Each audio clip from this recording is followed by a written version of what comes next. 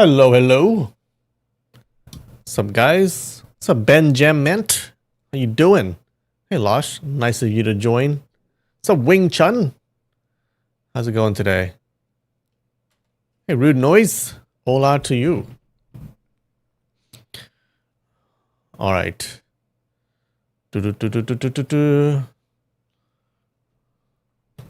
Shall we with the Wordle?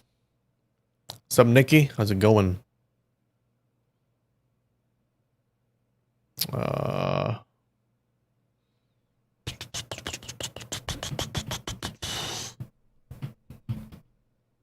right.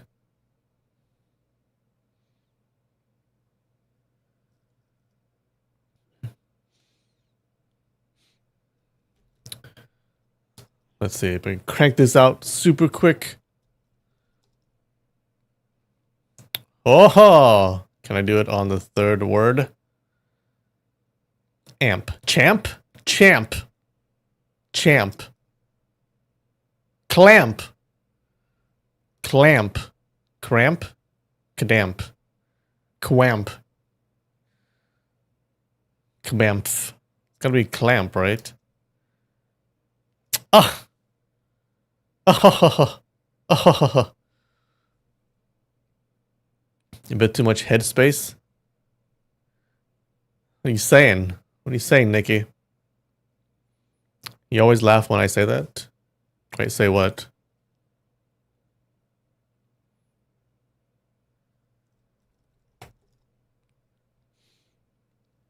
Alright. Watch this. It's gonna go 2 minutes. Oh, so okay.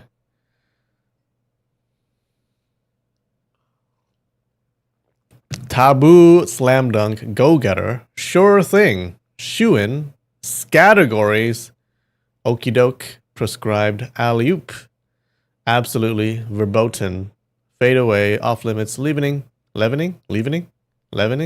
finger roll, of course, finger roll. It's come here, right? Or what is a finger roll? Well, I think a shoe in, a slam dunk, a sure thing, and sure thing, and a of course. Seems not right. Of course seems to fit with absolutely. A shoe in, a slam dunk, a sure thing, a leavening, a finger roll, a fadeaway. How would we try? Of course, okie doke, absolutely, sure thing. How about that? Okay. Okay. Taboo, verboten, off limits, and what?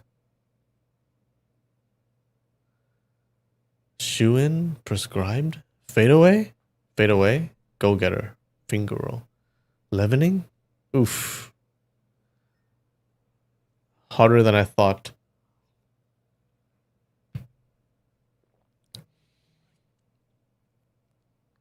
Oh.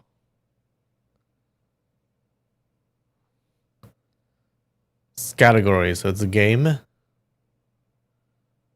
Fade away. Fade away. Off limits. Finger leavening. Leavening? Go getter. Prescribed. Proscribed. Slam dunk. Oof. What? Slam dunk. A shoe in.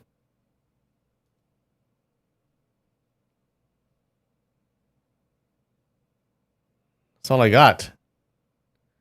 Alley oop. Something you say when you do something? Alley oop. What? Verboten. Taboo. Off limits. Proscribed. Is this I don't know what this means. Okay. What does prescribe mean forbidden? It sounds too much like prescribe. Like a prescription. Okay. A slam dunk, a shoe in. That's all I got. Categories, leaving finger roll. Finger roll. Finger roll, slam dunk. Go-getter. You're a go-getter. Go-getter. You're a shoe in. A go-getter. Oof. Fade away. Leavening. Leave. Fade. Leave. Scatter. Oh, wait. Fade. Scatter. Leave. And go. No? Fuck. Finger. I better scatter, leave, go, and shoe. Ah! What's this then? Basketball shots. Oh. I know nothing of that.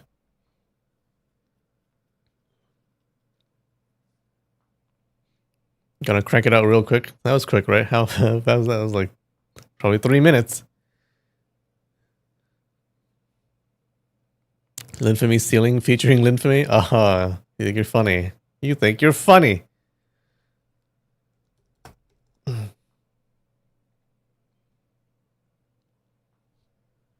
Alright, can we do this quick? Alright. I estimate about 3 minutes. Let's do it. Shoo. Go. Oh, what's up, Side Duck? How's it going? Go. Do. Going. Gone. Done. Leave. Get. Java. Get. Get. Get. Let. Exit. Enter. Enter. Inside. Disperse. Have. Enter. Entrance. Entrance. Re-enter. Arrive. Enter. Walk. Walk in. Door. Fuck. I feel like Semantle has an they add like one more ad every time we go to the website. This it's never ending. Space. Enter. Enter. Go. Acquire. Step. Step into. Into. In. Out. Door. Outdoors. Indoor. Hall. Invite. Ambulate. That's a good word. Walking. Run. Jog. Parade. Nope. Push. Admit.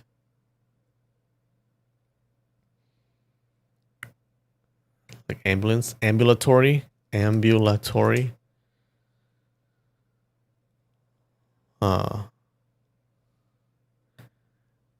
New York Times wants more money. No, this is Semantle. It's not from the New York Times. It's its own website. This guy needs a lot of money. Unlock. Oh, lock. Unlock. Reveal.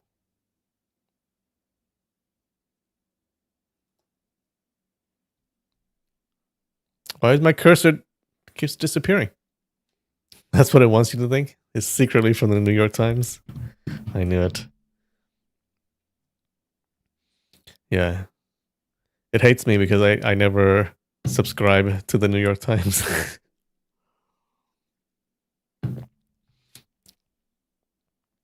Man, you can't read anything from the New York Times anymore.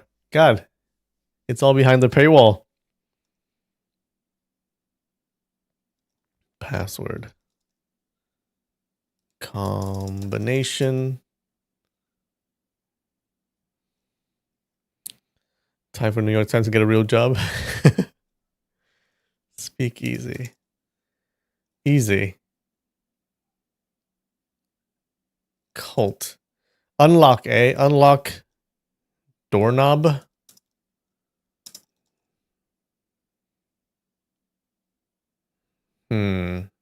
Bounce. Bouncer. Hit. Hinge. Creak. Key. Keyhole. Wait. Keyhole. Unlock. Unlock. Something you open, you close. Open. Close. Up. Huh.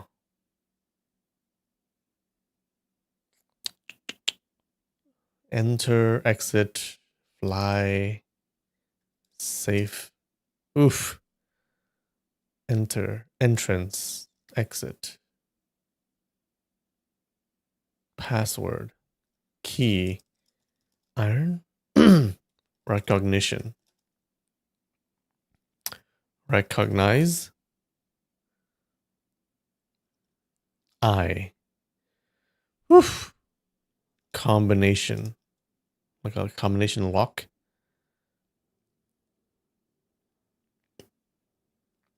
Scan. List. Bypass. Bypass. Break. Break in. Guest. Bypass. Pass. Past.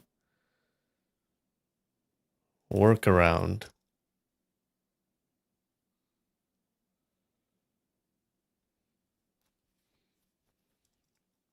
Crash. Unlock. Bypass. Unlock. Through. Hack. Pick. Steal.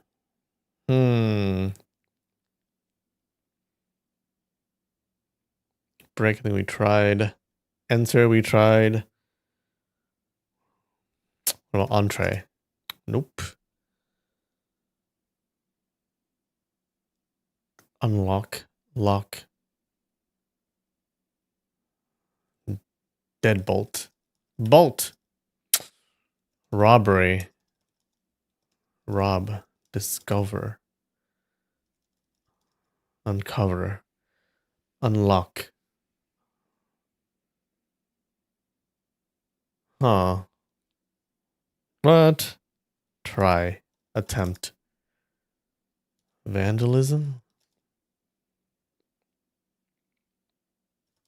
Rob. Crown. Jewels. Paris.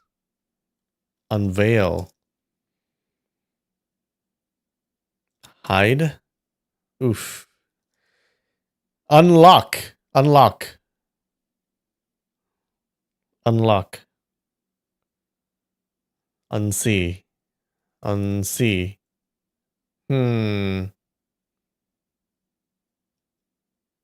Lock we tried, I think. Louver? What is a louver? Rich. Oh, famous. Money. Wealth. Wealthy. Rich? Why is rich there? Rich. Unlock.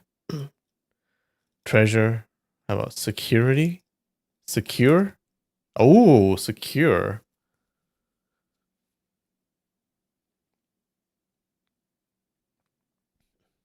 Heist. Secure. How about acquire?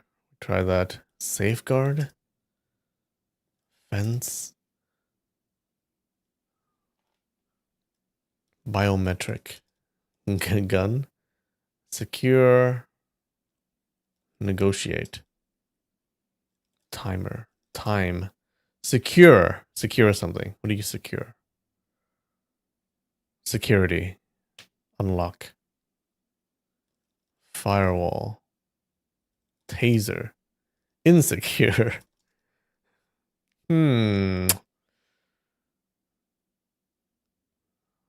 Guard. Shield. Block. Insecurity guards. Thief. Wait, that is a wrong spelling. Thief. Theft.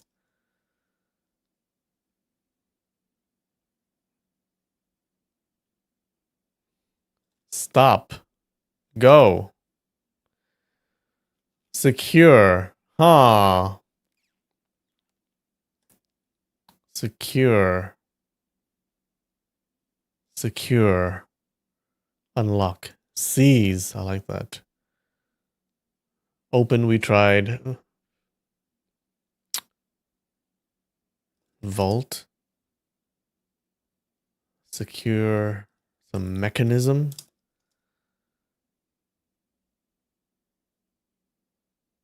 Grab. Get is pretty high, right? Combination we tried. How about combine? Code. Vested. Sup, hungry ghost? Vested. Secure. What do you secure? Leave. Key card. Card. Badge. Oof. Verify.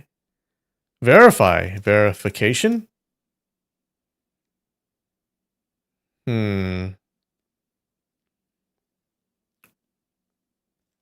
Passport. How about analyze? Wait, do you see that? I wrote analyze with an S, and then it accepted it with a Z. Did I? I didn't allow you to change my words like that. Skiff. Identity. Check. They Americanized it. What if I go color with a U? Oh my god, they did Americanize it. Huh? Wait.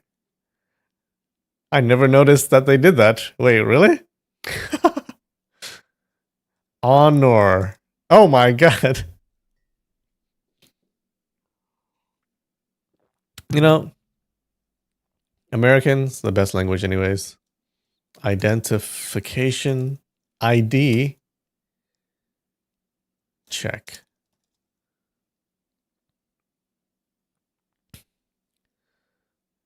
Skiff. Secure. Unlock. Secure. Known. What? Secure. Bypass. Background. What? Key card. Verify. Check. Notify. Login. Oh my god, I didn't think about login. Log out. Log. Account.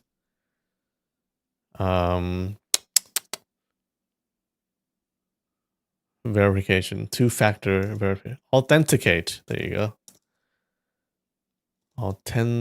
Authentication.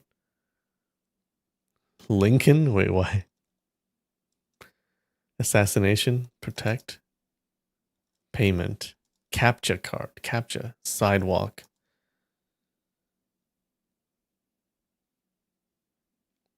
Secure. Vault. Guard. Oh, incognito. Mode. Encrypt. Oof. Register. Oh. Register. Sentinel. Secure. Unlock.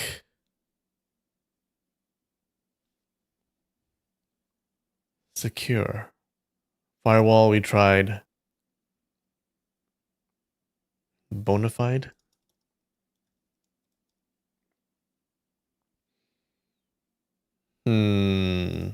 Browser.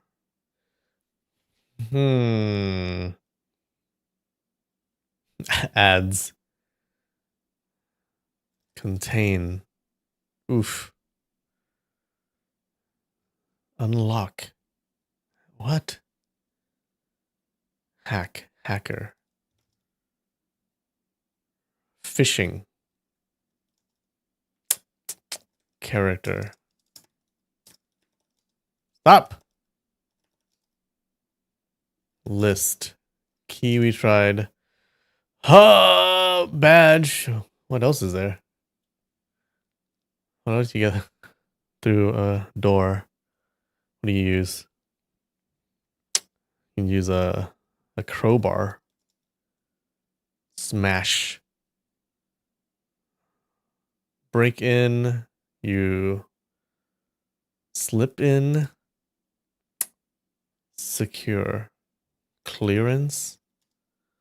Clearance. Clear. Occupancy.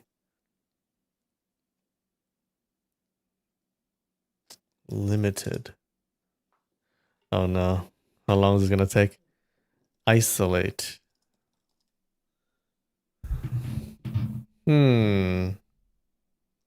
Sneak. Like sneak in.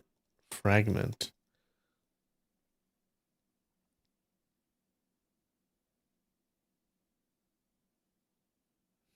Secure. Unlock.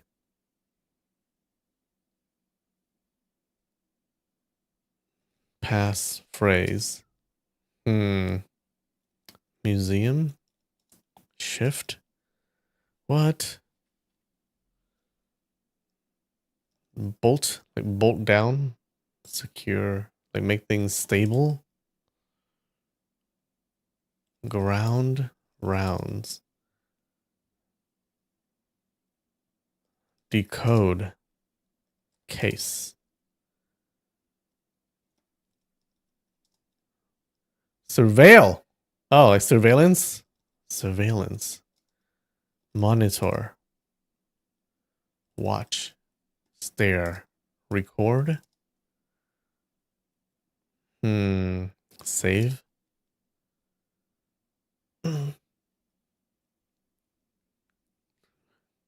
We won't necessarily know how long this took. That's gonna take him a while. Check we tried. Bank.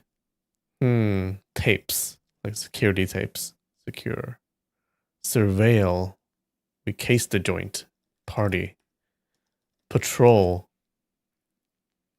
Guard. Making the rounds. 1, 2, 3, 4. Password. That is not a word. Okay, maybe yeah, maybe something with security guards. Walk around. Walk around. Make the rounds. Encrypt. We tried. Police. Tower. Oof. Secure partner. No. What is this guy? Oh. Station.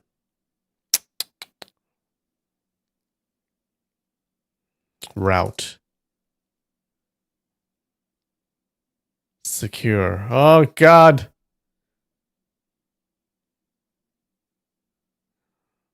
We haven't gotten past secure. It's been like 100 guesses. Post. Shoot. Watch. Secure. Surveil. Eye.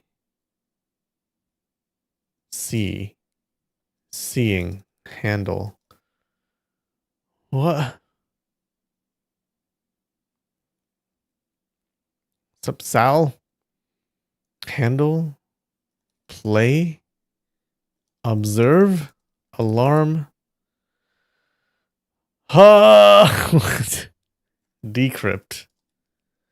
Secure, eh? Call. Bypass. Unlock. Unlock. You unlock something. You open. You break in. Crypt.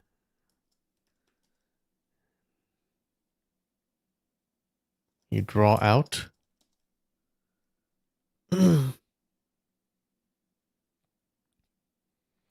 Oof. Night crawl. Night crawler. Near server. Well, it's been 17 minutes. Ha! We're at 220 guesses. Heist. We tried. I think we tried station. Oof. Oof.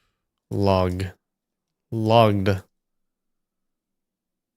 Maintenance. Wait, that's not how you spell it. Maintenance. Maintain. This no longer counts as cranking it out. We're cranking it. The crank is a little stuck right now. Corridor. Corridor. Crank. Crack. I'm gonna crack it. Crack the code. Or we're on crack. I'll take some crack. That's what I feel like doing right now. Feel. Broken. Break. Broke. Stalk. Secure. What do the police do? They case the joint. They secure. What? They surveil. They're on watch duty. They are undercover. Security detail. Based. Base. They make calls. They check in. Ha! They capture. They take pictures. Pictures. Pick. Photo. They bug. Bug is good. Bug. Lockdown. Lock. Identity. Then we try that. We did try check. We tried check some time ago. Huh. Notice? What? Secure. Monitor, we tried. Schedule?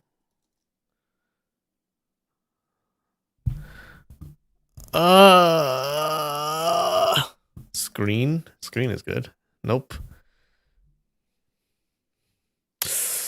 Minotaur?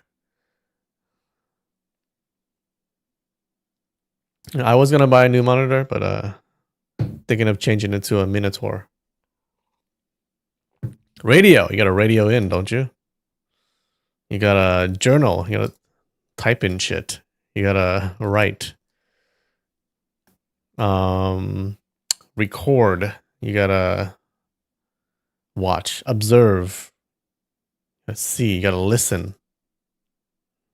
You have to notice things. Clear. You can't chatter.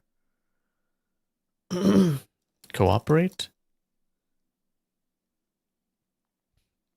32-inch Minotaur. Not that scary. Crypto. Do we not? Crypto. Currency. Digital. Oh god, guys.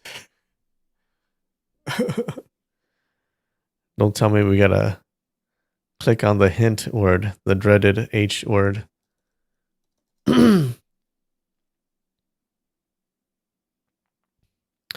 Bribe. Here. Fear. Steer. Steer. Oh, what the fuck?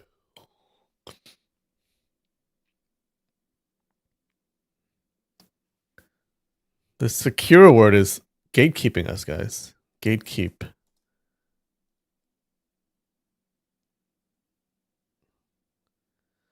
Like the night took 49 minutes. Let's not do that. Queer. Quiet. Do we just run out of words? Save. Yeah, try that. Safety. Word. Protect, we tried. Endure. Backup. Development. Test. Production.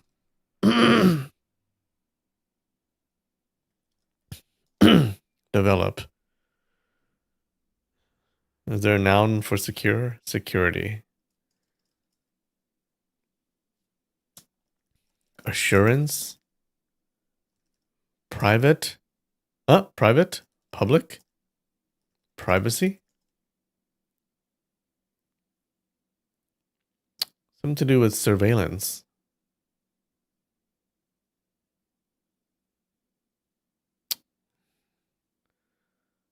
Huh. Identity. Incognito, we tried. Theater. Why? Espionage. Camera? I didn't try camera yet. We tried photograph. Tried spy. What?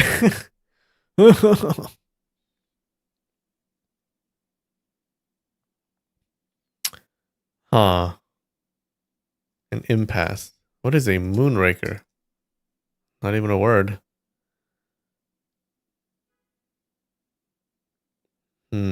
Vision. Casino. Tree? Just random words now. Fort. Secure. Stole. A compound. How about a room? How about mission? Impossible. This is a mission impossible. Quantum. Liquor. Scam. Sky. Cure. Mystery. Fall. Click. Tap. All right. I think it's time for a hint. Connects? No. Relationship? Connection? Connects? How about communicate? Communicate? Communicate. How is communicate 33 and then communicates is so low? What? Communication? Link. Oh my god. Internet. Remote. Message. Zelda. Link. Connects. Communication. What else? Website. Intranet. Network. Site. World. Wide. Web. Communicate. Social. Media. Server we tried. Partition. Play we tried. Deliver. Rewind. No. Stop. Communicate. Talking. Communicate. Messaging.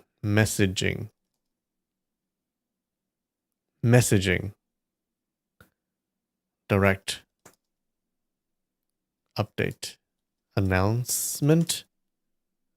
Connect. Did we not try that? Oh my god, we did not try that. Connect.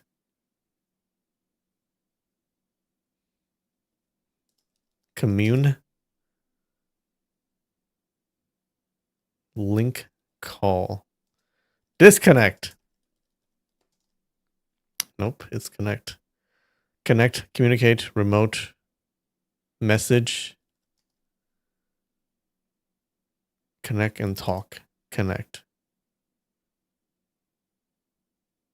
Establish. Connect. Do we do connection? Radio. Connect.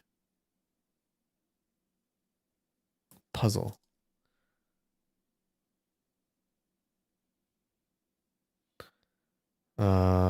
Acknowledge.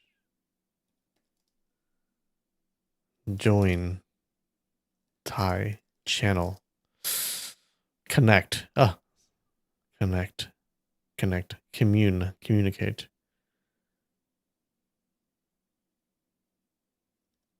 Re-establish. Access. Access! Oh my god. Good job, Sal.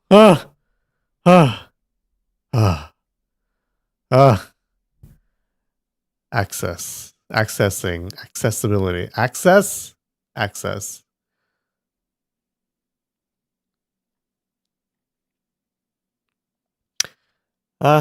Makes sense. Bypass. Unlock. Enter. Okay. 29 minutes. Jesus. Well, 29 is lower than 59.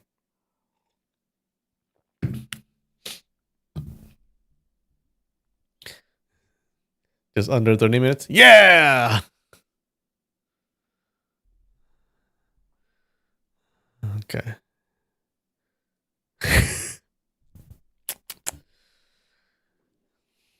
Plus a hint, you know?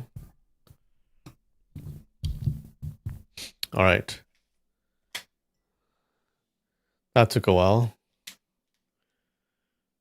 I gotta treat myself to some Tokyo treat. Huh. Never seen a thing with the actual Tokyo treat logo. Usually they just buy other snacks. Look, it's like little bowls.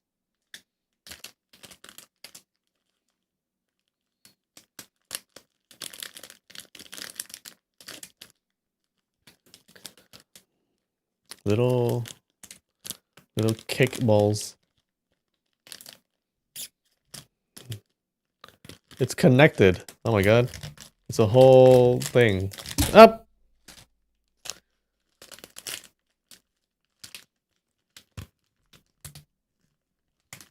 Up! Okay, well, I broke it. It's connected in a circle, but I guess I broke it. Look, I think inside it has cream. Oh no, it's just normal. It's not cream. It's just cake.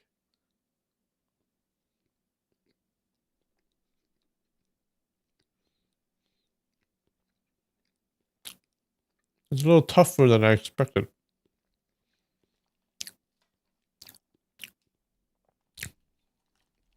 Tastes alright.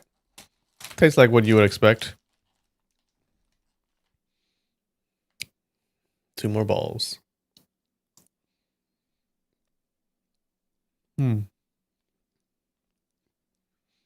No image on the package? True.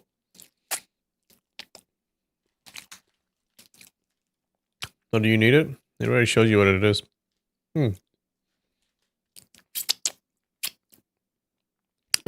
Alright.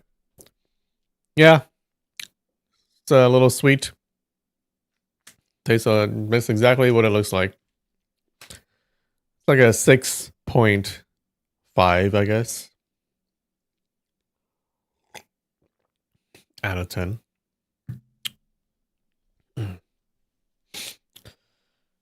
Whew. Mountain flavored. Tastes like Mount Fuji. Alright. That took way too long. So let's get started real quick. Okay. Do you remember what happened last time? So last time, after defeating the whole army of Taoists from the Chenjin sect, Guojing runs to the sect headquarters at Chongyang Palace. He runs into a huge battle. He finds the Chenjin elders were there. They were fending off their enemies. Guojing comes in and he fights the enemies. We don't know who they are yet, but he's really good now. Okay? He's like, Guojing is like basically probably the strongest person in the world right now, or he's up there. So he's kicking their asses. He encounters two strong dudes. Okay, one is a young, like noble-looking guy, and then the other one is a huge Tibetan monk. All right. Now the young guy is like super arrogant. The monk is just silent. But the young guy challenges Guojing to his detriment, and he loses a test of strength with Guojing. Afterwards, he's kind of humbled, and but he sets like a date 10 years later to challenge Guojing again. Okay, so 10 years later, I'll come back and I'll fight you. So of course, Guojing accepts. Okay, so the guy and the Tibetan monk they leave. Guojing explains to the Taoists that he brought Yang Guo to train under the Chenjin sect, okay, and that Yang Guo is the son of Yang Kang. Now, Chu Chuchi is shocked, but he's excited to be able to train Yang Guo to like steer him in the right direction, unlike what happened with his dad. Remember, Chu Chuchi was also the master of his dad. Chu Chuchi then tells the story of the founder of the Chenjin sect, Wang Chongyang. Now, there was a woman who loved him, but he wouldn't marry her because he didn't feel it was right to think of marriage when the Jin from the north were still threatening the country. So the mysterious woman, she challenged Wang Chongyang to a contest. Now, if she wins, then he either has to marry her or he has to become a priest, either a Buddhist priest or a Taoist one. So the challenge was to use fingers to etch this poem into stone. Okay, now Wang Chongyang he loses the challenge because he couldn't do it, but the woman easily did it. Okay, and he never figured out how until some time later, where it turns out that she tricked him. Okay, she used some kind of stone melting elixir. Okay, I don't know. I guess that was a thing. I've never heard of this, but that's what she used, and that's how she etched the words using her finger to the stone. So, anyways, because Wang Chongyang lost, he didn't choose to marry her. Instead, he chose to become a Taoist, and he founded the Chenjin sect. Now, after Wang Chongyang and the woman died, her maid trained two disciples. Okay, Li Mocho, who we saw from the beginning, she's the evil one, and this girl called Xiaolong Nu, or Little Dragon Girl. Okay, and she lives in the Tomb of the Living Dead next to the Chenjin sect. Now, years earlier, Li Mocho broke into the tomb to steal forbidden techniques, but she's defeated by Xiaolong Nu. Afterwards, Li Mocho tried another tactic. She spread the rumor that on Xiaolong Nu's 18th birthday, there would be a martial contest for her hand in marriage, and the winner also gets the tomb's martial arts techniques. Okay, and she also said that Xiaolong Nu is just super hot, guys. So you guys better come. So that's why a bunch of people flocked to the Chenjin sect to participate, and among them and above them all were the two dudes that we saw. Okay? The first guy was named Prince Ho Du, and he's like a young nobleman guy who claimed to be a Mongol noble, though Guojing hadn't heard of him. So we're not sure if he's lying or not. The other guy is called Darba, and he's this big Tibetan monk. He looks really strong. Yeah, that's where we left off. How's that?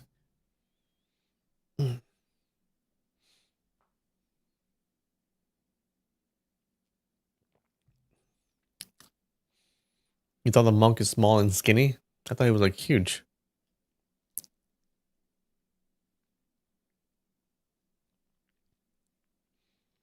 Yeah, the last chapter was a story time chapter.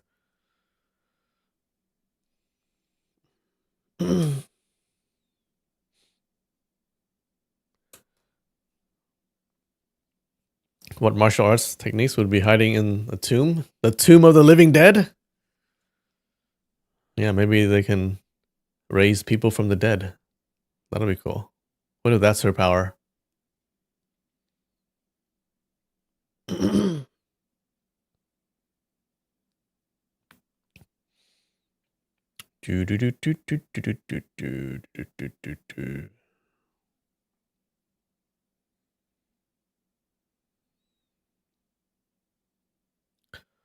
All right. All right. So Chu Chu Chi talking. I think we stopped in the middle of his speech. Sorry, Chu Chu Chi.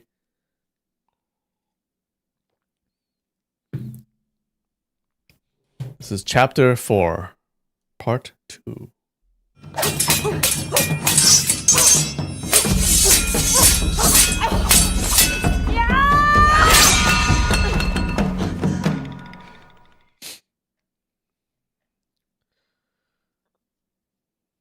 Okay. This is Chu Chu Chi talking. Brother Hao acted hastily and took a palm strike full on his chest. We had to close formation around him to protect our lines. But lacking Brother Hao, the disciple who filled his place was far weaker, and the formation's power greatly diminished. Had you not arrived in time, the Chenjin sect would truly have been crushed today. Thinking back, even if the disciples guarding below the mountain hadn't mistaken their enemies, those lesser demons surely would not have made it up the slopes.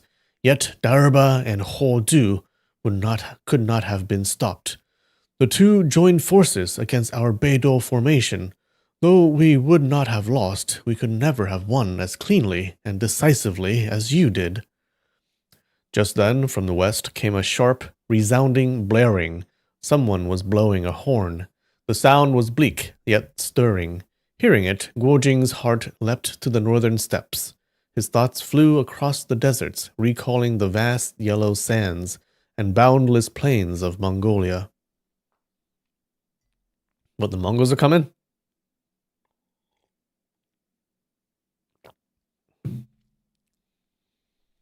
If one dude falls, that makes the formation crumble. You gotta redo your formation training. Yeah, well.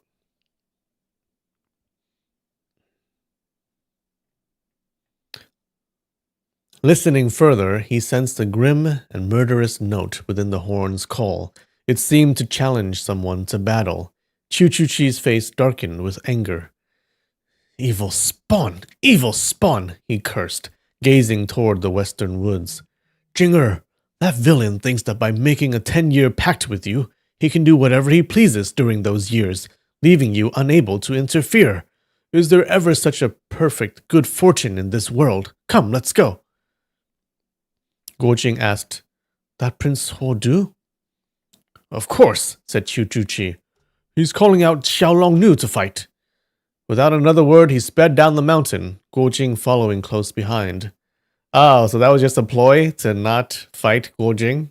Is that going to work?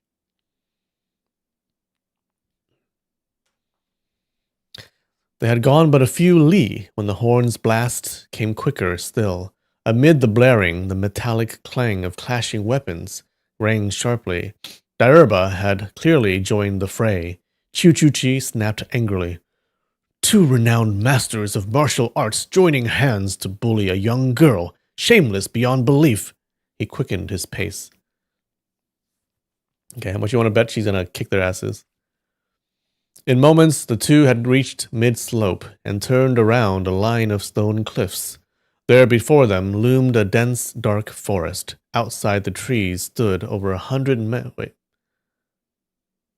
Outside the trees stood over 100 men of varying height, the very same rabble who had attacked Chongyang Palace earlier.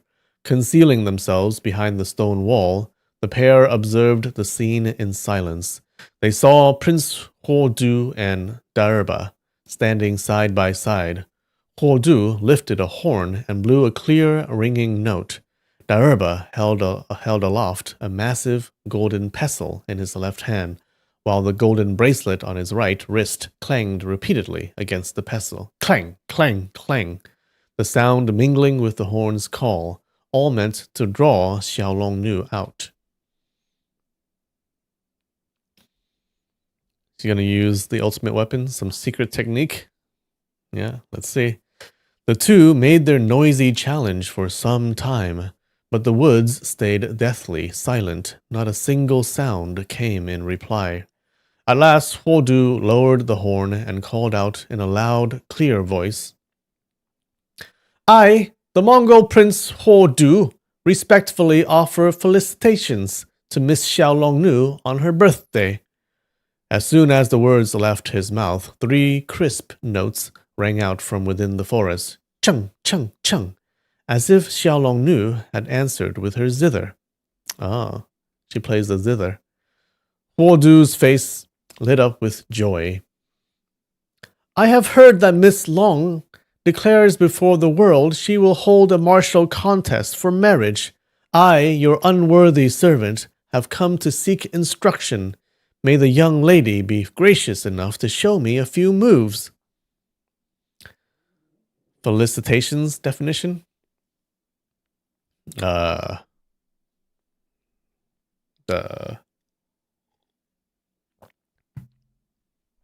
guess like congratulations.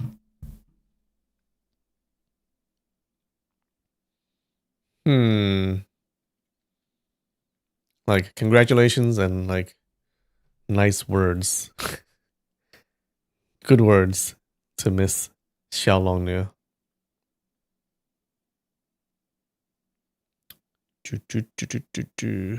Alright, let's look that up.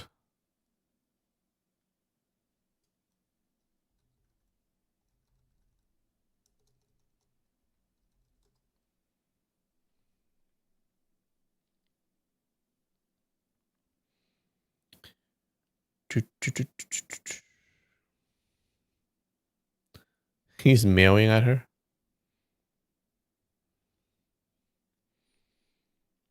Aha! Words expressing praise for an achievement or good wishes on a special occasion.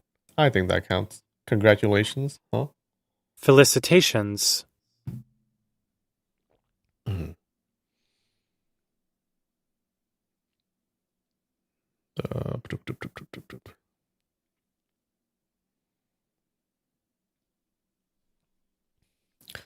Suddenly, the zither sounds rose sharply, filled with fury. Even though the assembled rogues knew nothing of music, they could tell that the musician's heart was heavy with anger, and she was sending them away through her strings. Felicitations is just congratulations in French. Gotcha. Huodu laughed. Ha ha ha ha. I am a prince of pure and noble blood, and my looks are not unsightly. To obtain so fair a match would hardly disgrace me. Since the lady is a heroine of our age, she need feel no embarrassment. But even as he spoke, the zither's tones grew louder, fierce, and biting, carrying a clear note of rebuke. Huodu glanced toward Darba, and the Tibetan monk nodded. Huodu said, Since the young lady is unwilling to come forth, I shall have to intrude by force. He put away his horn, waved his right hand, and strode boldly into the forest. All right, what do you think? We're gonna get blown out?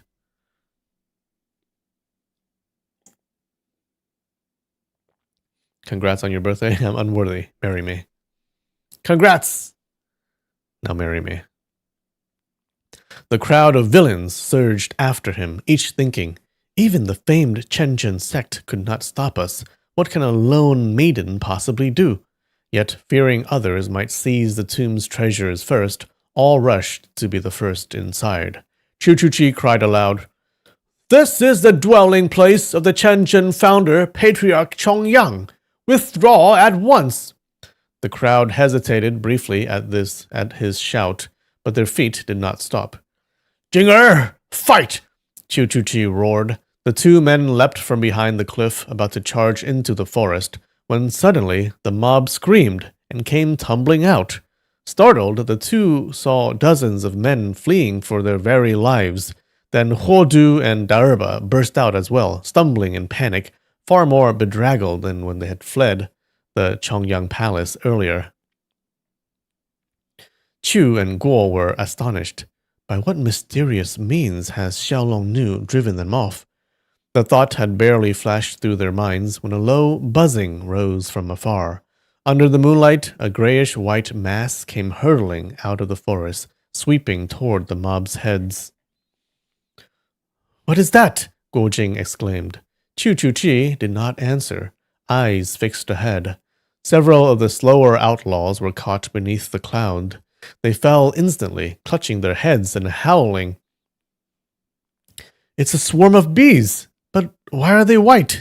Bees. White bees. Oh no. Guojing cried. As he spoke, the jade-colored bees struck down 5 or 6 more men.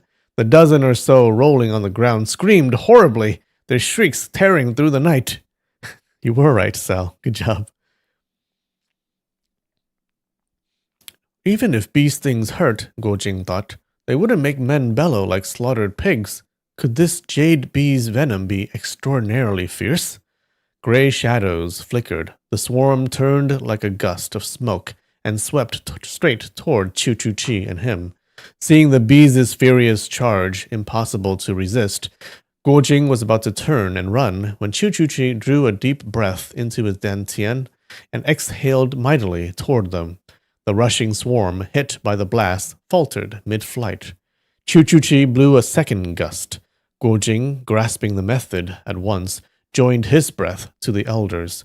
Both used the highest inner power skills of the Taoist arts.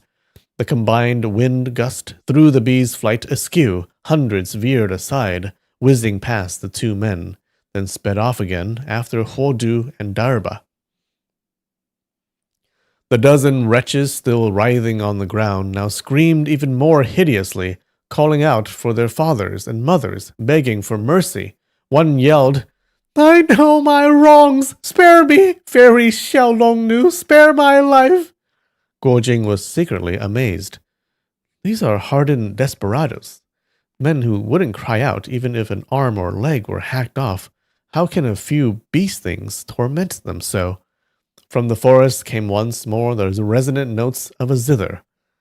Then a faint white smoke rose from the treetops, and a gentle, sweet fragrance drifted on the night breeze. Before long, the droning hum drew near again, following the scent of incense. The jade bees turned and flew back into the woods, summoned home by Xiaolongnu. They're all allergic? Yeah, think so. Chu-Chu-Chi had lived beside Xiaolongnu for 18 years, yet had never suspected she possessed such extraordinary abilities. He was both impressed and amused, saying, Had we known our fair neighbor to be so gifted with divine powers, the Chenjin sect would have had no need to make such a fuss. Though the words were spoken to Guojing, he projected his voice on purpose so that Xiaolongnu would hear. Indeed, the zither tones from the forest softened, turning gentle and serene, expressing gratitude and courtesy. Chu-Chu-Chi laughed heartily and called out in a clear voice, No need for such formality, young lady. I, Chu-Chu-Chi, together with my disciple, Guojing, offer respectful birthday wishes. The zither answered with 2 bright chung-chung notes, and then fell silent.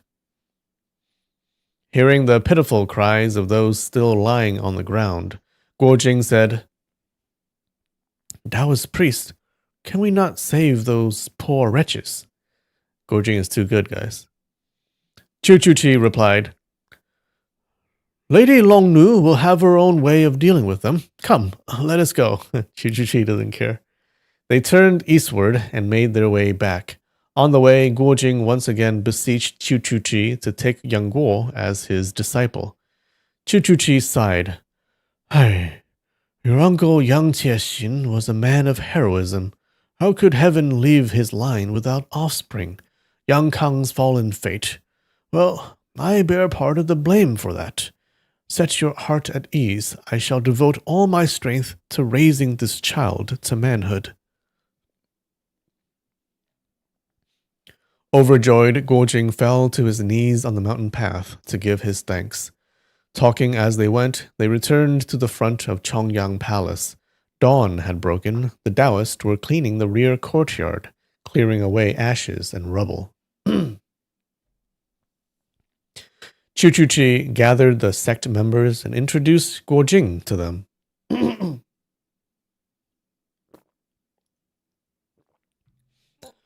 Pointing to a long-bearded Taoist who had directed the Beidou formation, he said, This is my junior brother Wang's chief disciple, Chao Chi-Ching.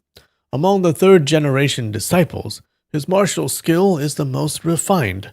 Let him instruct Guo in his training. Guo Jing, having crossed hands with the man earlier, knew his martial arts to be first-rate and was pleased. Is it really first-rate? He immediately had Yang Guo bow and formally acknowledged Zhao Jiqing as his master, then himself offered earnest thanks to Zhao. Guo Jing lingered on Mount Zhongnan for several days, repeatedly admonishing Yang Guo with heartfelt words, before finally bidding farewell and returning to Peach Blossom Island.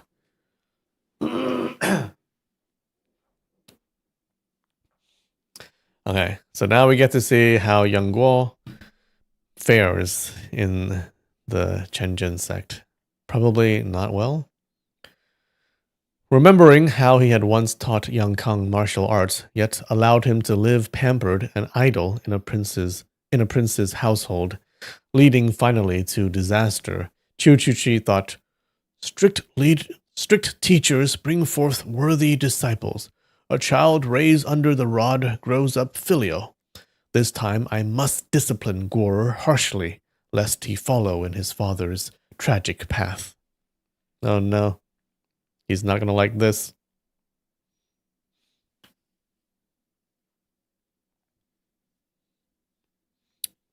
Oh, true. When we first met Chu Chuchi, he exploded a head. That he did.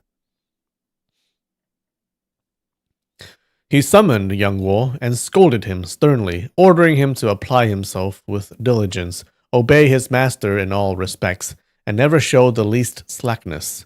Yang Guo had already been reluctant to remain on Mount Zhongnan. Now, scolded without cause, resentment welled within him. He held back his tears and mumbled assent.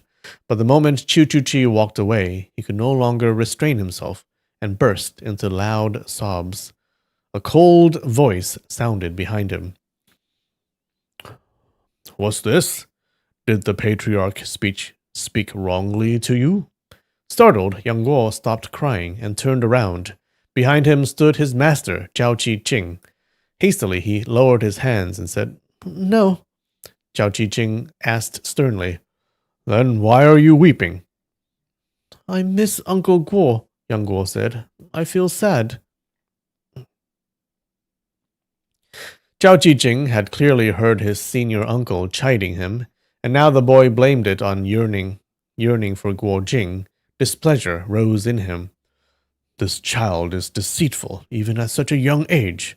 If I don't beat the craftiness out of him now, how will he change when he's grown? His face darkened as he barked. You dare lie to your master? Oh no.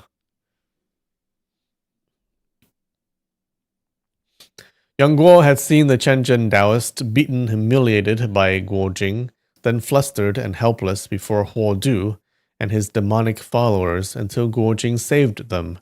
He had decided firmly that these Taoists possessed mediocre skills. He felt no respect for Chu Chuji. How then could he revere Zhao Jiqing? It was Guo Jing's oversight not to explain that the Chenjin sect's arts were of the true orthodox tradition, that Wang Chongyang's skills had been peerless under heaven, and that had the Taoist fully mastered their founder's art, none in the martial world could rival them. Yeah, but they didn't. Was Wang Chongyang just a bad teacher then? Like his disciples are not. They can't even beat Guo Jing.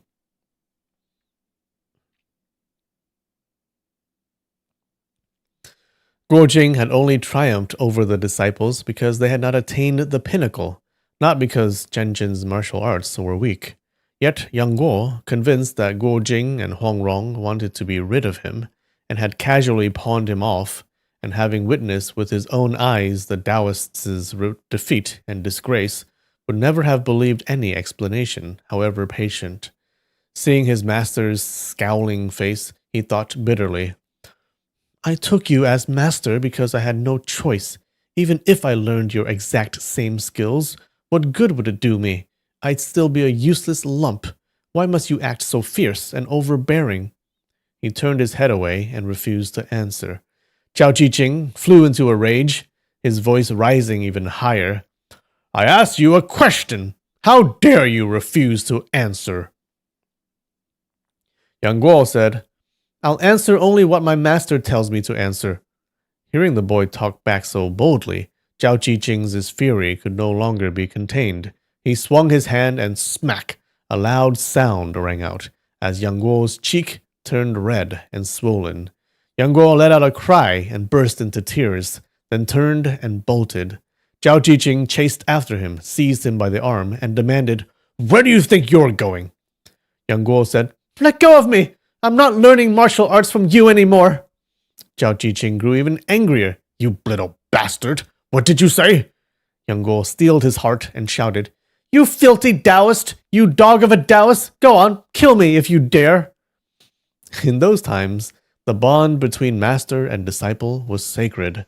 Within the martial world, a master was treated as a father. Even if a master wished to execute a disciple, the latter would often not dare resist. For Yang Guo to curse his teacher to his face was a shocking, unheard-of act of rebellion.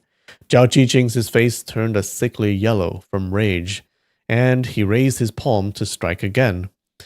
Yang Guo suddenly leapt up, seized Zhao's arm, and clamped his teeth down hard on his master's right index finger.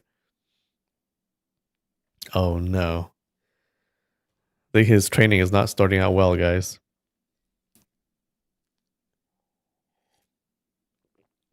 Everyone in this story is so angry all the time. Yeah. Maybe they should learn less martial arts and more like philosophy. Maybe more Buddhism.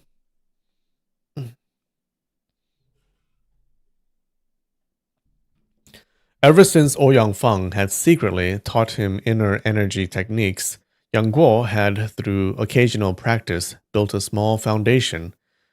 Zhao Jiqing, in his fury, thought the boy merely a child and let his guard down. Being caught in that crushing grip and ferocious bite, he found himself unable to break free. Oh no, he does suck. As the saying goes, 10 fingers linked to the heart. Finger pain is the hardest to bear. Oh, is that true? I can think of other places that are more painful, no? Zhao struck him heavily on the shoulder with his left fist and shouted, You seeking death? Let go! But Yang Guo was blazing with rage. Even if stabbed or slashed, he swore not to release him. Feeling the agony in his shoulder, he only bit down harder. Crack! His teeth sank all the way to the bone. Oh shit. Zhao Jiqing cried out, and brought his left fist down viciously onto the crown of Yang Guo's head, knocking him unconscious. Only then did he pry open the boy's jaw and pull out his finger. Blood covered his hand. The finger bone was broken.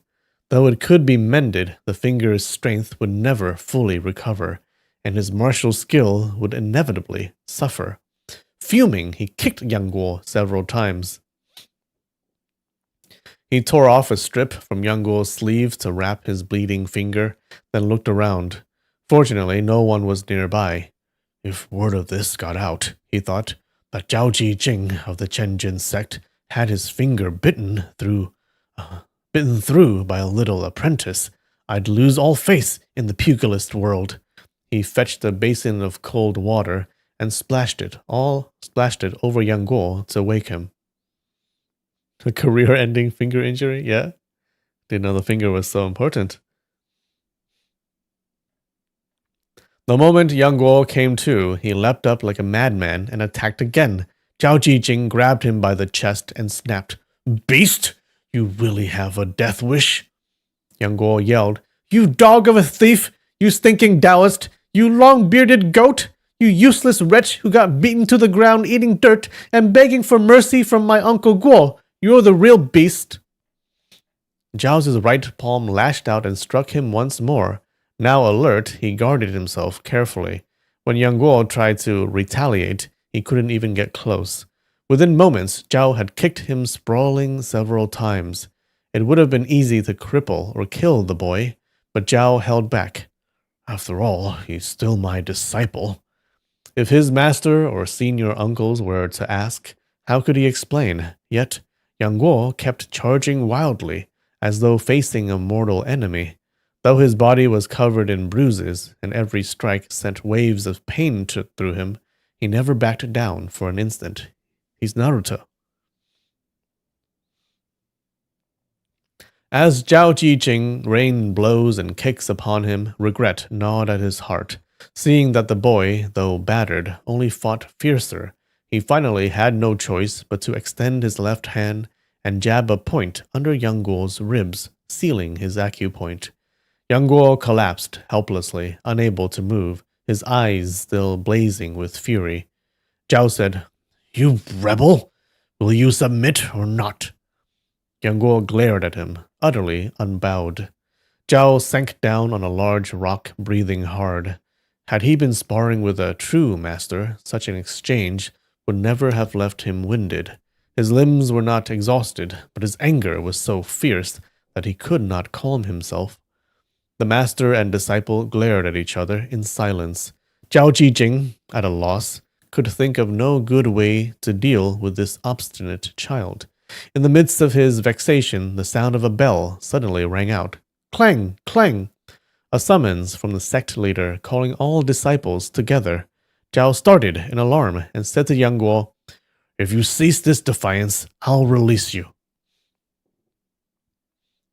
He reached out and unsealed the boy's acupoint, but just as Zhao Jijing released him, Yang Guo suddenly sprang to his feet and leapt forward to attack again. Zhao Jijing stepped back twice and shouted angrily, "I'm not hitting you! What more do you want?" Yang Guo said, "Then will you stop hitting me from now on?"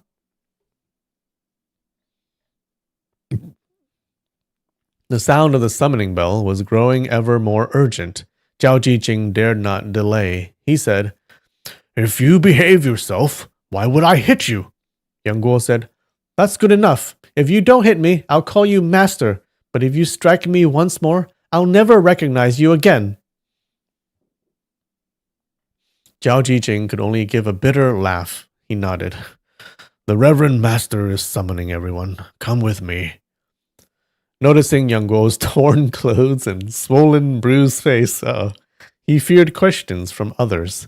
After tidying the boy's appearance as best he could, he took his hand and hurried to the front hall, where all the disciples were gathering. When Zhao Jijing and Yang Guo arrived, the assembled Taoists were already arranged in ranks. Ma Yu, Qiu Chuji, and Wang Quyi sat facing outward. Ma Yu clapped his hands 3 times and called out in a clear voice, "Changsheng Zhenren and Qingjing Sanren have sent word from Shanxi. The situation there is most perilous. After consultation with my 2 junior brothers, we have resolved that Chengchun Chenren and Yuyang Jianren will each lead 10 disciples to go and lend support without delay." Yeah, I don't know what these guys are. Among the Taoists, glances were exchanged, some filled with surprise, others with indignation. Qiu Chuchi then called out the names of 10 disciples and said, "Each of you prepare at once. At dawn tomorrow, follow Yu Yang Zhenren and me to Shanxi. The rest are dismissed." When the crowd dispersed, mutters of discussion broke out. "That Li Mo Chou is just a woman. How can she be so formidable? Even Elder Liu, the Changsheng master, cannot subdue her." Another said, "Isn't Qingjing Sanren, Senior Uncle Sun, also a woman? Clearly, there are exceptional talents among women, too. They must not be underestimated." Yet another said, "With Elder Chu and Uncle Wang going personally, that Li Mo Chou will surely be bound hand and foot soon enough." Qiu Chuji went over to Zhao Jijing and said, "I had intended to bring you along, but I fear it would delay the boy's training. You need not go this time." As he spoke, his eye caught sight of Yang Guo's bruised, swollen face. He froze a moment and asked, "What's this? Who did you fight with?" Zhao Jijing turned pale. If Elder Chu learned the truth, severe punishment would surely follow. He quickly gave Yang Guo meaningful looks, silently begging him not to speak. But Yang Guo had already thought it through. Seeing Zhao Jijing's panic, he feigned ignorance, mumbling without answering. Chu Chu Chi's voice grew stern. Who beat you like this? Which one was at fault? Speak up! Hearing his tone, Zhao Jijing became even more anxious. Yang Guo said, It wasn't a fight, Elder. This disciple slipped and fell into a ravine. Chu Chu Chi didn't believe him. You're lying. How could you fall for no reason? Those marks on your face aren't from a fall. Yang Guo said, Just now my grandmaster instructed me to apply myself earnestly to my training. Chu Chu Chi said, Yes, and then? Yang Guo continued, After Grandmaster left, I thought over his teachings. They were perfectly right. I resolved to improve myself from now on, so as not to disappoint his expectations. These honeyed words softened Chu Chu Chi's expression. He grunted approvingly. Yang Guo went on. But suddenly a mad dog came out of nowhere and attacked me without reason. I tried to kick and drive him off, but the more I resisted, the fiercer it became. I had to run, yet in my haste I slipped and fell into the ravine. Fortunately, my master arrived in time to pull me back up. Wow, calling his master a mad dog.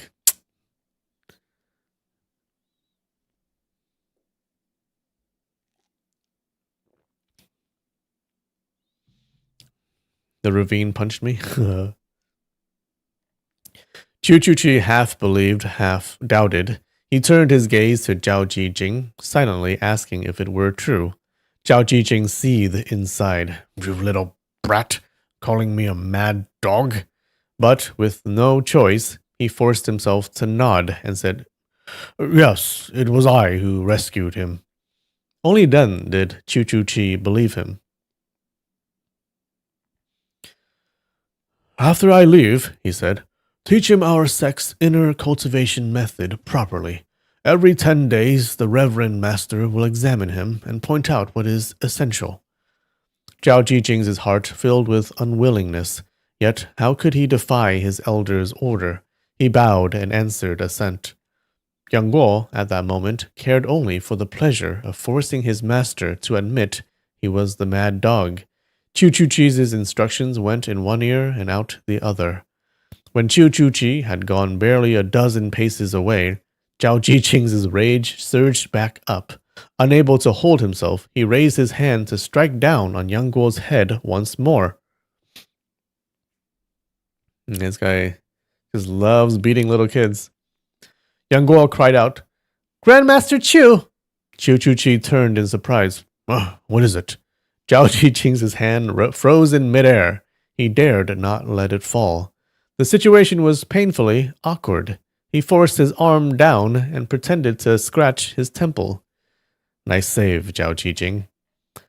Yang Guo ran up to Chu Chu Chi and said, Grandmaster, once you leave, there will be no one to look after me. There are lots of senior uncles and elder brothers here who all want to hit me. Chu Chu Chi's face hardened. Nonsense. How could such a thing happen? Though stern in manner, he was kind at heart. Thinking of the orphan's plight, he said in a firm voice, Jijing, take good care of this child. If anything happens to him, I shall hold you, and only you, responsible when I return. Zhao Jijing could only bow again and give another reluctant yes.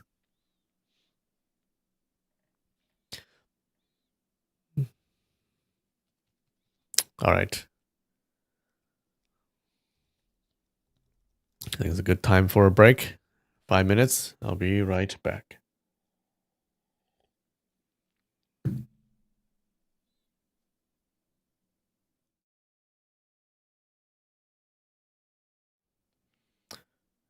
And we're back. All right.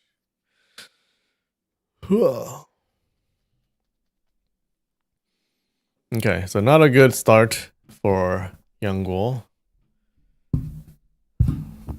How long is he going to stay in this school, do you think?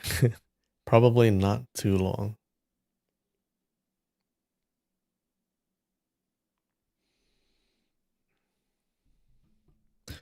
That evening, after dinner, Guo strolled lazily into his master's meditation chamber, lowered his hands, and called softly, "Master."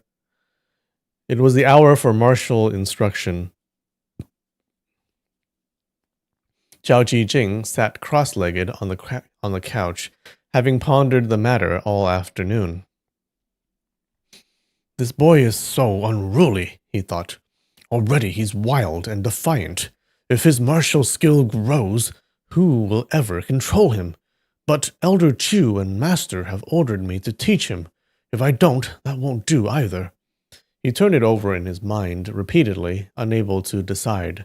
Seeing Yang Guo step in slowly, with a faint mocking smile on his face, Zhao's anger flared again. Man, this guy has anger issues. Then suddenly, inspiration struck. I've got it. He knows nothing of our sex arts. I'll recite the formulas to him, but keep the methods of practice hidden. What use is a few hundred lines of mnemonic chants without guidance?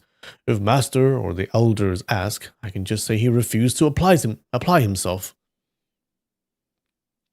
Man, no one wants to teach this little kid. Having made up his mind, he composed his face into a kindly smile. Guo, come here, he said. Yang Guo asked, Are you going to hit me? Zhao Jijing said, I'm about to teach you martial arts. Why would I hit you? Yang Guo was taken aback. This was not what he expected. He approached slowly, though his guard remained high, wary of any trick. Zhao Jijing saw, but pretended not to notice.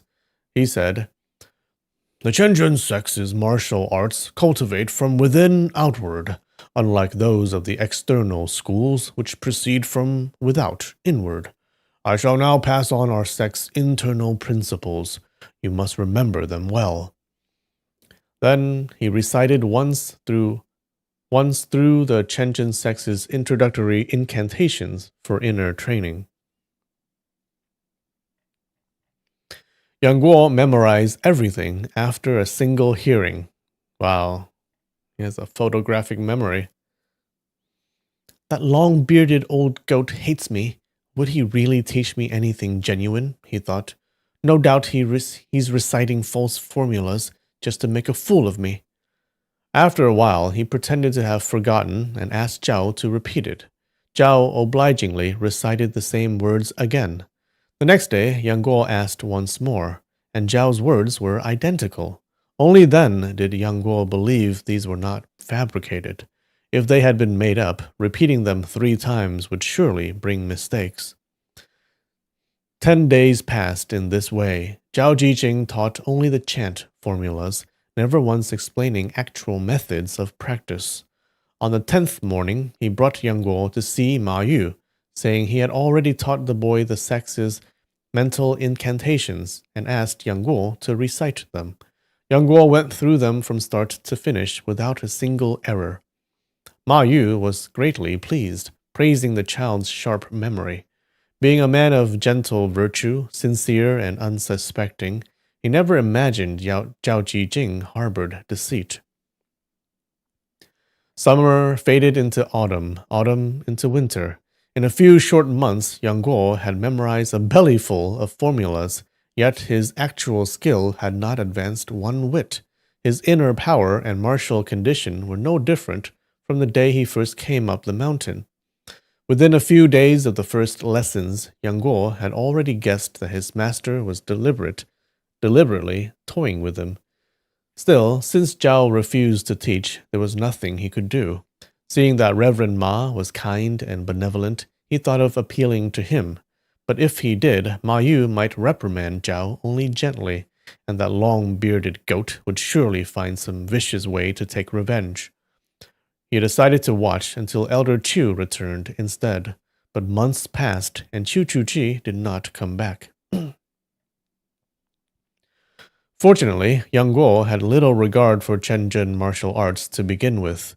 Whether he learned them or not did not matter much. Yet Zhao Jijing's deceit filled him with a growing resentment. He kept his face humble and respectful, refusing to show it. Zhao Jijing, however, felt secretly triumphant. So, he thought, You dare defy your master? Let's see in the end who suffers for it. Before long, it was the 12th lunar month. Among the customs passed down from Wang Chongyang himself, the Chenjin sect held every year 3 days before New Year's Eve a great contest of martial skill to gauge each disciple's progress over the past year. Oh no. As the date of the competition approached, all the disciples practiced day and night without rest. On the evening of the 15th of the 12th month, the disciples of the 7 masters of Chenjin held preliminary trials called the Small Contest. Each lineage gathered separately. The disciples and grand disciples of Ma Yu formed one group. Those of Qiu Chuqi, Wang Quyi, and the other elders each formed their own. Though Ten Chu Duen had long passed away, his disciples and their students remained flourishing. Out of pity for his early death, Ma Yu and Qiu Chuqi took special care to guide his line, so that in the annual contest, Tan's branch was never outshone by the descendants of the other 6 masters.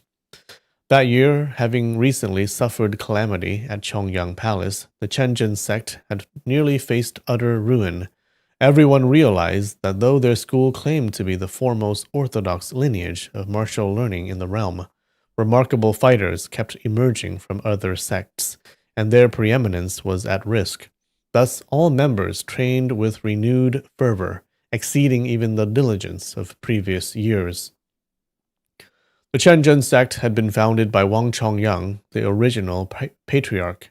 Ma Yu and the 6 others, known as the 7 Masters, were his direct disciples, the 2nd generation. Zhao Jijing, Yin Jiping, Cheng Yaojia, and the like belonged to the 3rd generation. Yang Guo's generation was the 4th.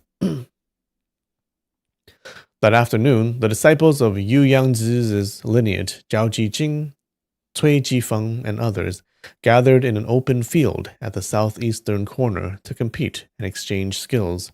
As Wang Chuyi was away from the mountain, Zhao Jijing, his senior disciple, presided over the small contest. The 4th generation disciples displayed their skills, some with fists and kicks, some with sabers or spears, others with hidden weapons or feats of inner power. Zhao Jijing and the other seniors offered their critiques and determined ranks. Yang Guo, the newest and youngest member, sat in the last seat. Seeing several boys of similar age, little Taoist and lay disciples alike, displaying skill and maturity, he felt no envy, only resentment. Zhao Jijing, noting the sullen dissatisfaction of his expression, resolved to humiliate him. Zhao Jijing, not a good dude.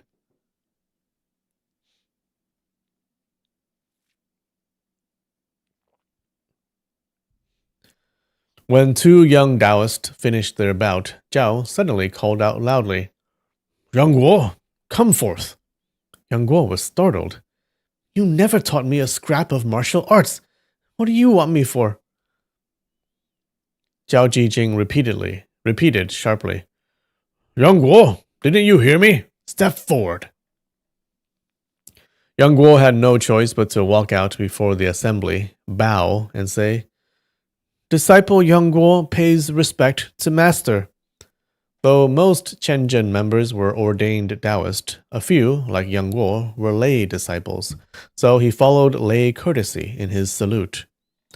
Zhao Jijing pointed to the young Taoist who had just won his match and said, "He is only a little younger than you. Go and spar with him." Yang Guo replied, "This disciple knows no martial arts.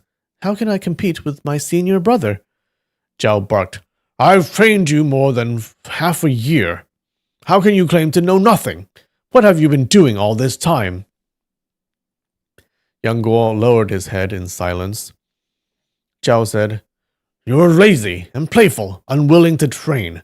Naturally, your fists and kicks are clumsy. Let me ask you, to cultivate the true way, what proof is there? When the heart dies to all passions, nothing arises today. What are the next 2 lines?" Yang Guo answered, "When essence and breath are full, the practice is whole. Divine light shines throughout the spirit's capital." Zhao nodded. Correct. Then tell me, the secret words the master imparts reveal the source. As you came with nothing, you depart leaving none. What follows? Young Guo replied, Through the years the dusty stains are wiped away. This purified spirit now illumines the great void. Zhao smiled faintly. Excellent. Not a single error. Use the truths in those lines and spar with your brother. Oh no.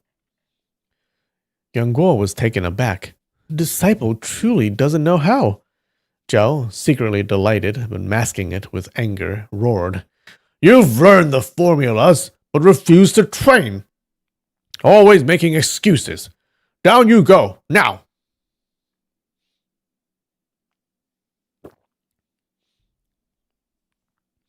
These verses indeed express the essence of cultivating inner force, stilling the mind, refining essence and breath, but each line was paired with several physical movements.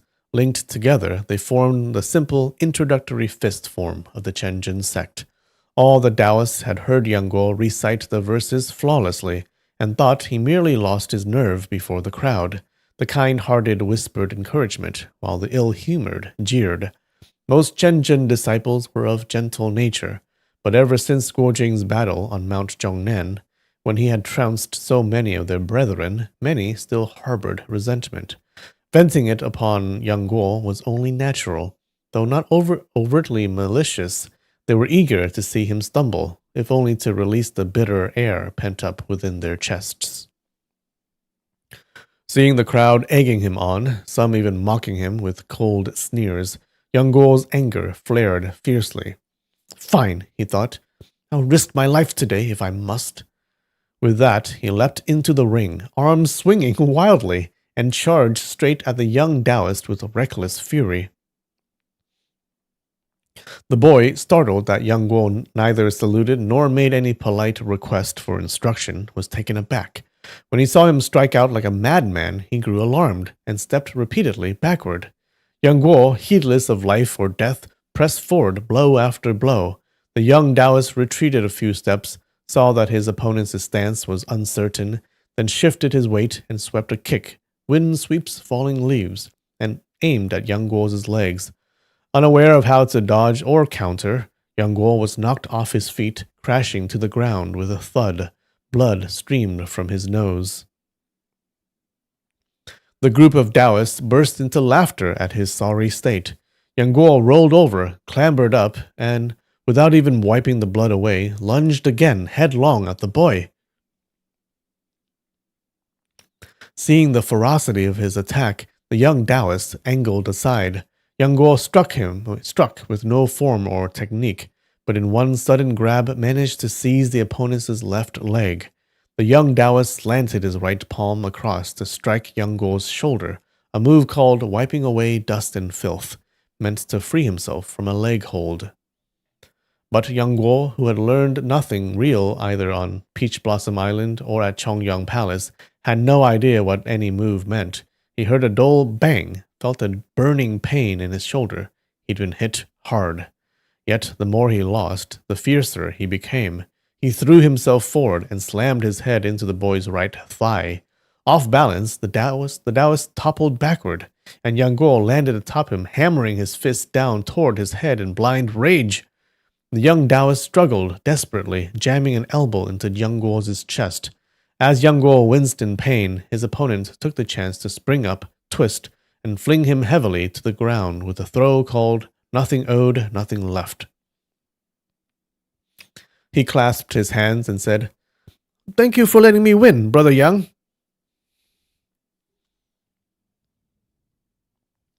People keep pushing him around until he uses the toad stance by accident and get mad at him. Yeah, is he going to use the toad stance now?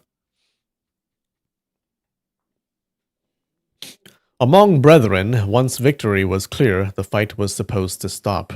But Yang Guo, wild as a crazed tiger, charged again. Within 2 or 3 exchanges, he was thrown once more, but his courage burned hotter, his fists and kicks flying even faster. Zhao Jijing shouted, Yang Guo, you've lost already! What's the point of continuing? Yang Guo paid no heed. He struck and kicked at random, showing not the slightest sign of retreat. At first, the others laughed, thinking, when has any Chenjin disciple ever fought with such crude fury? But soon, seeing his mad resolve, they began to fear he might cause real harm. Voices rose. Enough! Enough! Brothers sparring need not go so far. After another bout, the young Taoist grew frightened. He dodged and blocked without daring to let Yang Guo close.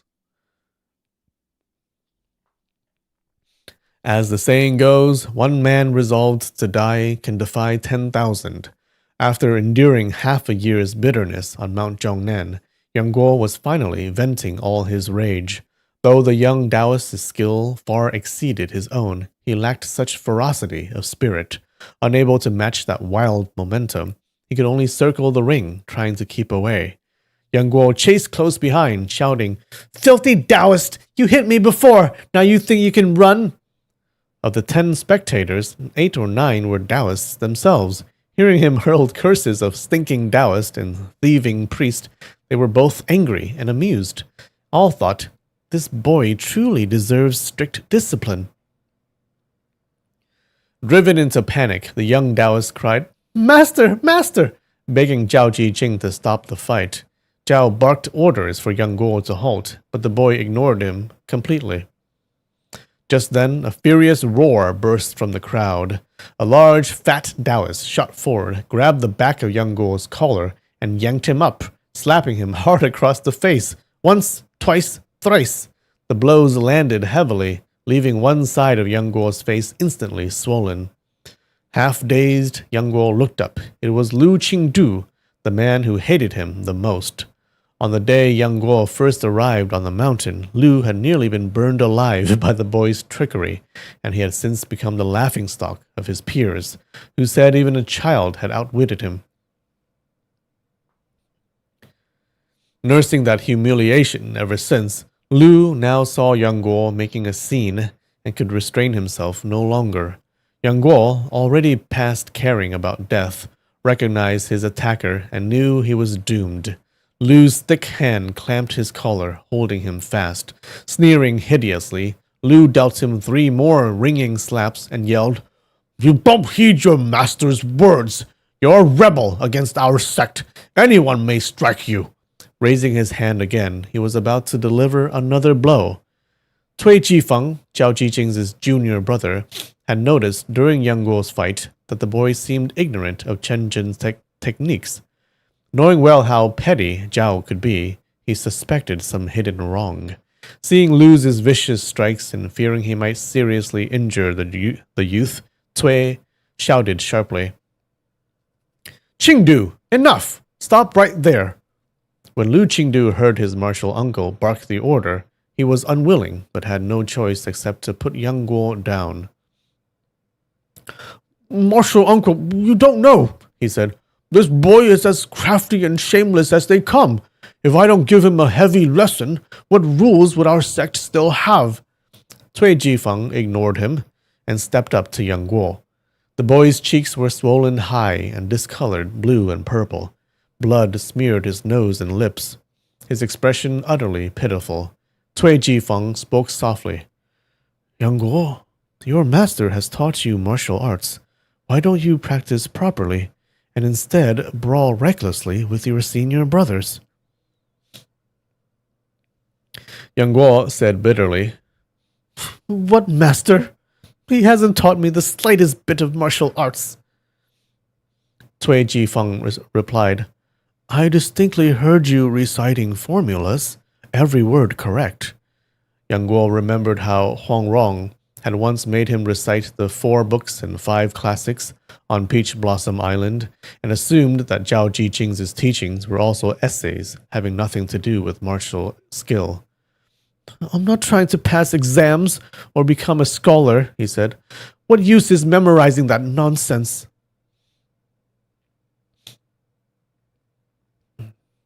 Feigning anger, Cui Jifeng wanted to test whether he truly knew no martial arts. He drew his face stern and said, How dare you speak so rudely to your elder? He suddenly extended a hand and pushed at the boy's shoulder. Cui Jifeng was one of the third-generation experts of the Chenjin sect. Though his skill did not match Zhao Jijing or Yin Jiping, he had cultivated both inner and outer power deeply. His push was perfectly measured, neither too heavy nor too light, and as his palm touched, he felt Yang Guo's shoulder shift slightly, dissolving part of the force. Though Yang Guo staggered back several steps, he did not fall. Surprised, Cui Jifeng's heart filled with doubt. How could a child this young, having joined us less than half a year, already possess such internal strength? If he truly had this power, his earlier fighting wouldn't have been so clumsy. Could he be deceiving us?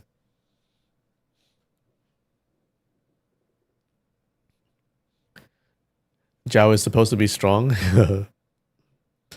Unbeknownst to him, Yang Guo had been cultivating the internal art taught by Ouyang Feng, and his skill had unconsciously advanced. The White Camel Mountain School's internal energy was quick to grasp and progress rapidly, unlike the Chenjin sect's slower, more foundational methods. In the first 10 years, disciples of White Camel Mountain would far outstrip those of Chenjin, until after 10 years the balance slowly shifted. Though the two schools' inner strengths were utterly different, Cui Jifeng's casual push could not distinguish such subtle distinctions.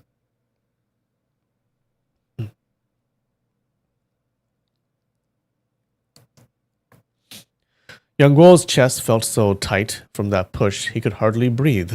He thought the elder meant to beat him too. He now feared neither heaven nor earth. Even if Chu Chi himself appeared, he would still raise his fists. So why should he fear Cui Jifeng or Cui Jiyuan? Lowering his head, he rushed forward and rammed towards Cui Jifeng's stomach.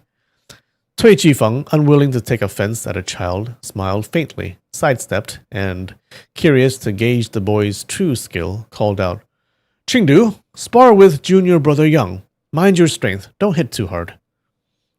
Lu Qingdu had been waiting for these very words. Instantly, he swung around to face Yang Guo. His left palm fainted. Yang Guo dodged to the right. Lu Qingdu's right palm struck forth. It was the Tiger Gate hand, its force considerable. Bang! The strike landed squarely on Yang Guo's chest. Had Yang Guo not cultivated White Camel Mountain's internal arts, he would have spat blood on the spot. Even so, agony seared through his chest, his face white as paper. Lu Qingdu was secretly startled that one palm hadn't felled him, and immediately followed with a right fist to the boy's face. Yang Guo raised his arm to block, but lacking any training in basic punching techniques, he knew none of the simplest ways to deflect. Lu Qingdu drew his right fist aside and sent his left punching swiftly. Another loud thud hitting Yang Guo square in the belly. The boy doubled over in pain. Lu Qingdu showed no mercy. With the edge of his right palm, he chopped down hard onto the back of Yang Guo's neck. He aimed precisely at a vital point, expecting the boy to collapse instantly in repayment for old grudges. But Yang Guo's body staggered a few times, somehow stayed upright through sheer will, though his head spun and all strength left his limbs. By now, Cui Jifeng realized the boy truly didn't know martial arts and shouted, "Qingdu, stop it!" Lu Qingdu turned to Yang Guo and barked, "Little rat! Do you yield to me now?" Yang Guo spat. "Filthy Taoist! One day I'll kill you!"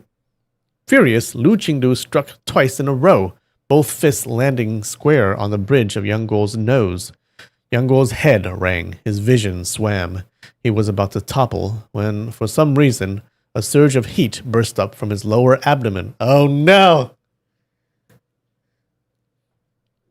He's gonna ribbit this guy to death.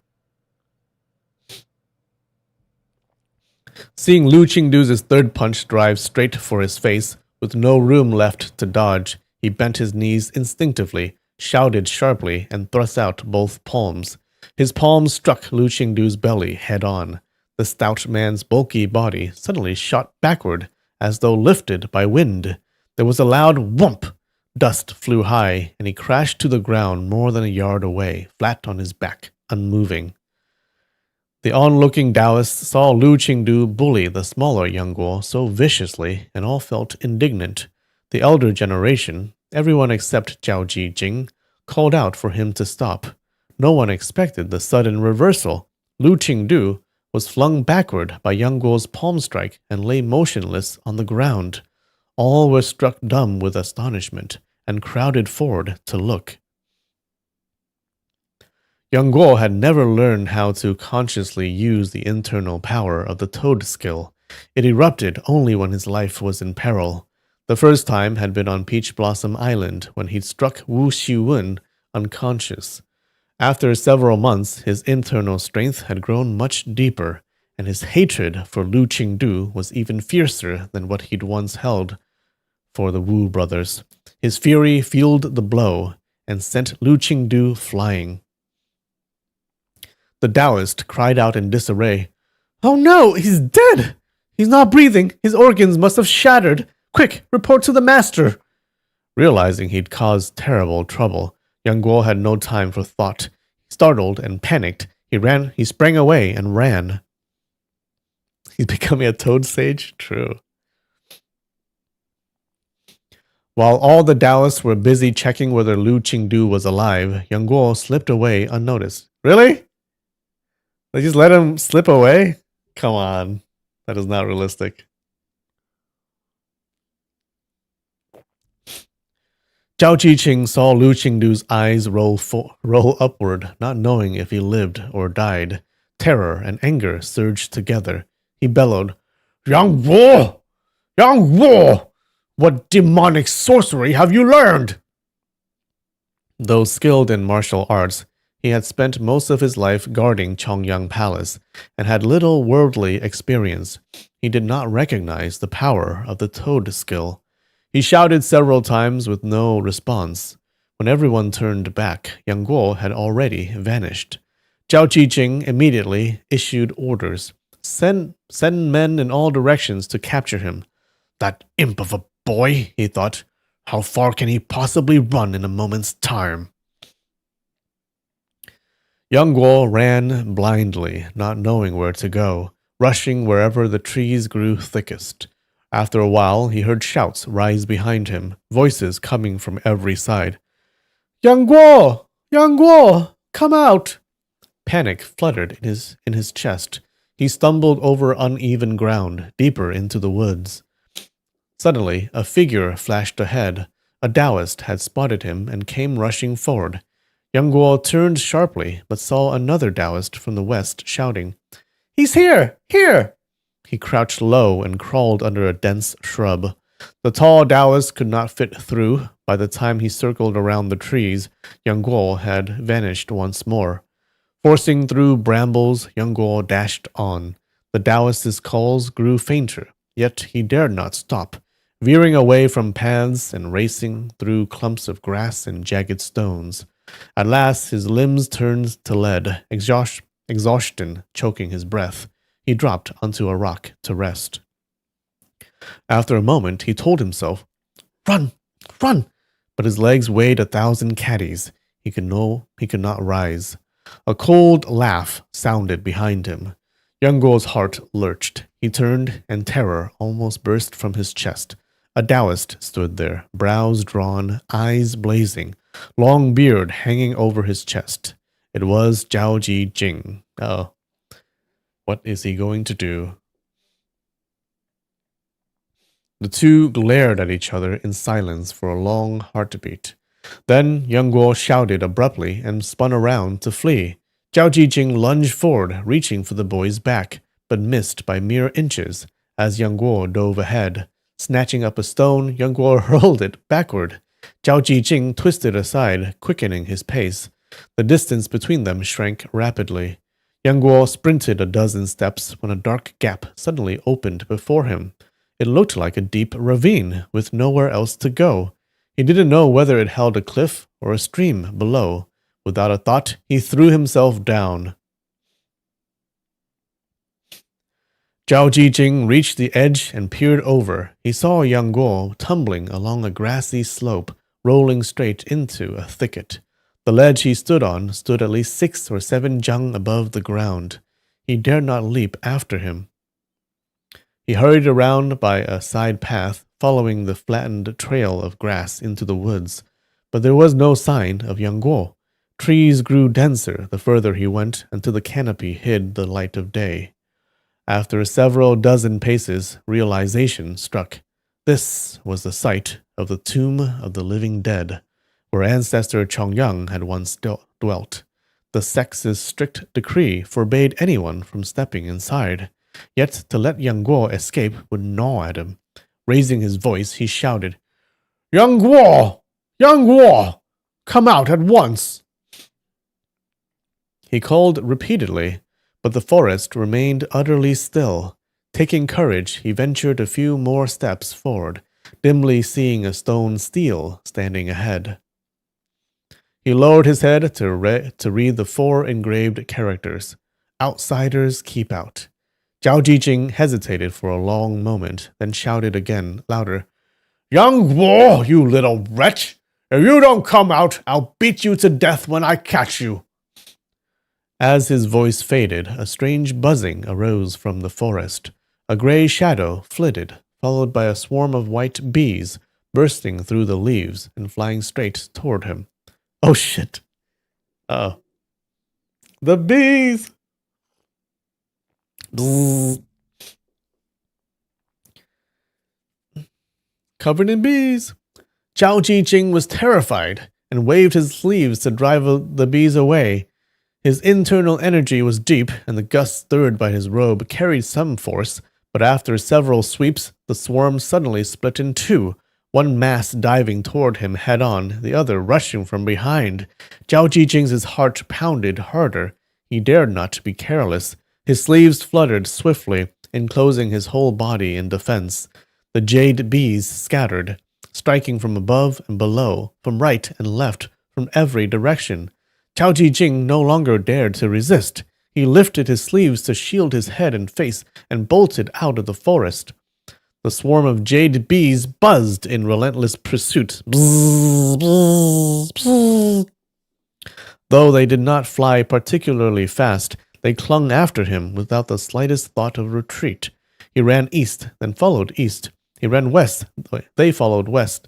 The instant his sleeves slowed even slightly, 2 bees darted through the gap and stung his right cheek, each leaving a burning needle behind. Oh shit. They're needle bees. What the? Within moments, Zhao Jijing felt an unbearable itching spread through him, as though even his internal organs were crawling with it. "This is the end for me," he thought. Soon his legs gave way. He collapsed onto the grassy slope at the forest's edge, rolling and yelling in agony. The swarm circled and hovered above him for a time, then finally turned back into the woods. All right. How did you guys like that? We need the bee sound effect and the zither sound effect. What do you mean? I can do the bee sound effect. Super easy. Bzzz, bzzz, bzzz. He's gonna wife up a dragon girl? Yeah, you think so?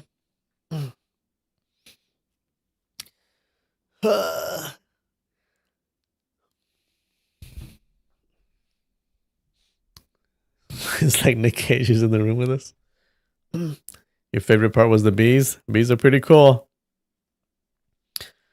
Do these bees die when they sting you? I hope not. That'd be sad.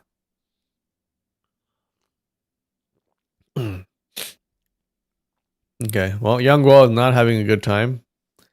Everyone hates him. He's his life is not good at the moment. Hopefully it'll get better. Zhao Jijing has some anger issues, I think. I think he needs to do some reflecting.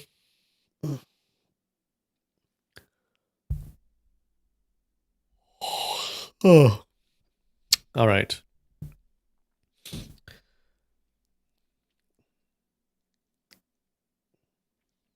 Not many good people in this sect, yeah.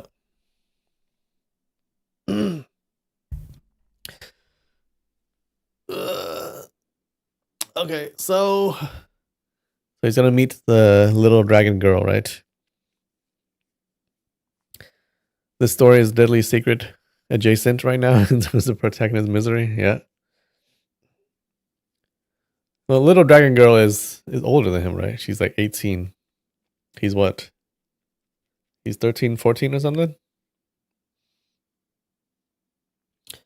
You know what? Not a bad age gap. Gojing had it easy. But he's, even though he doesn't know any martial arts, he has signs of being super powerful. Yeah, he's like he's smart and he's learning the toad skill. Yeah, once he learns how to control that, he'll be hella powerful.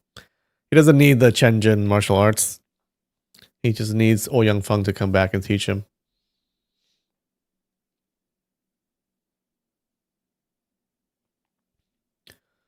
Ling Hucheng was pretty miserable at one point too.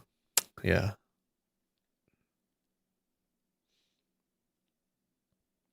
But what's extra sad for Yang Guo is that he's a little kid. Yeah, it's not cool. He's grown up thinking like everyone hates him.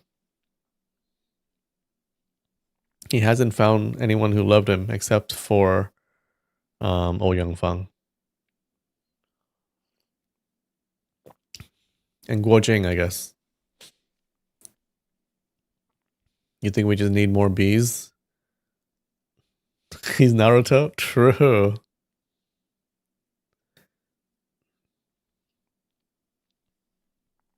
True. Naruto has a nine-tailed fox inside him.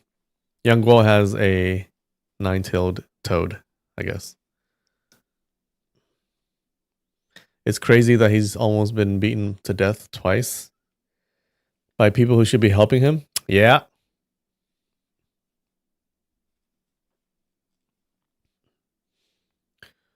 All right. Well, it did feel good him beating up Lu Qingdu and Zhao Jiqing getting attacked by bees is also pretty good. But you know what? It ended in a good way. The chapter did. All right, guys.